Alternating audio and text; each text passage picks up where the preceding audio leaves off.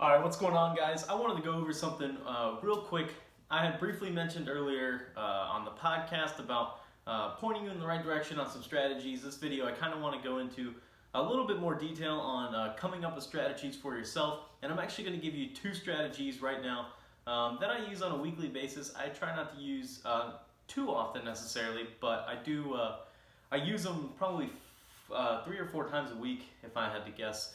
Now, somewhere around there, it kind of depends. One of them is a football and basketball strategy, and that one I use all the time in college football, and I kind of use in basketball, and I actually used it tonight. And then the other one's a baseball strategy. You have to be a real baseball fan to get into that one. So let's do the football one and the basketball one first. It's really, really simple, and keep in mind these are more for beginners because I had a couple people reach out to me on the video and podcast that I had done earlier. Hey, they were new into this. They just wanted to get pointed in the right direction.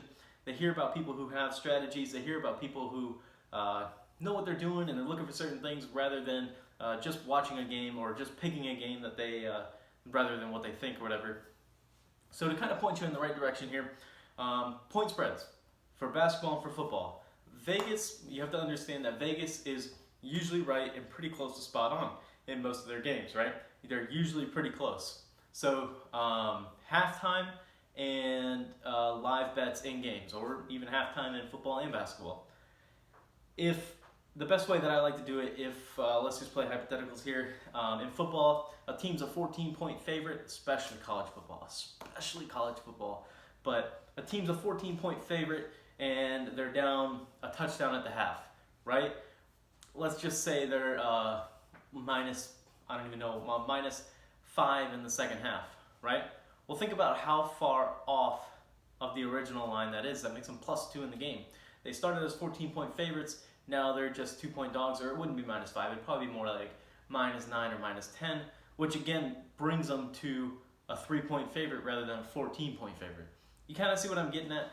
For example, tonight, the Rockets were -18 or -19 at the start of the game. They were down a good bit. And halftime was a pick 'em, right? They just picked them to win the second half, right? You're just picking them to win the second half. They only have to win by 1, and they were down by a good bit. It brought the line way off of 20.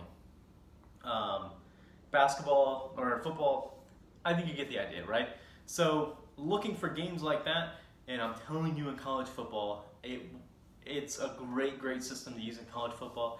It's a lot of teams, especially those first couple weeks of the season, a team will come in and they kind of expect the other team to roll over, like Florida playing the Citadel or Alabama playing Mississippi Junior College or whatever it is. They expect the other team to roll over, and they don't. They make the second half adjustments and they come out and just blow them out. So a team like Alabama will be like a 45-point favorite, something ridiculous, right? And they're down a touchdown at the half. Well, they're not 45-point favorites all of a sudden. You're getting a bargain on that line. It's a great way to go. And if you don't understand what I'm saying, I'm making perfect sense up here. But if I'm not making sense, go ahead and let me know, and I'll try and do a better job at explaining it. That notebook you saw in the thumbnail, maybe I'll break that out for you. The next one is baseball, right? And now that we're kind of into the season, and by that I mean we're 2 games in, give it a couple weeks, and then from there, live in-game bets are awesome, right? You have to kind of watch the game. You kind of have to understand. Games like what you're seeing early on from Max Scherzer, who went out and dominated today, David Price, who had a great outing today.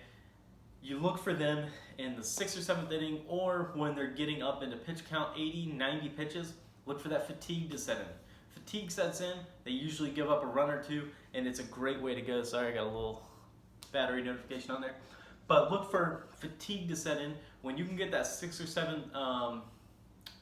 7th inning, 85, 90, 95 pitches, expect a run to be scored in that inning. Will the run be scored in this inning? Over under half a run in this inning, over under 1.5 runs, it's over a good bit of the time. I don't have the exact numbers. I know I do pretty well with that strategy, but I don't implement it too much, and when I do, it's usually a game that I'm watching pretty close. It's not something I'm really going into, because yeah, it's one of those things where you have to be watching, right? You have to know, because today Max Scherzer got up into 80 pitches with ease, right?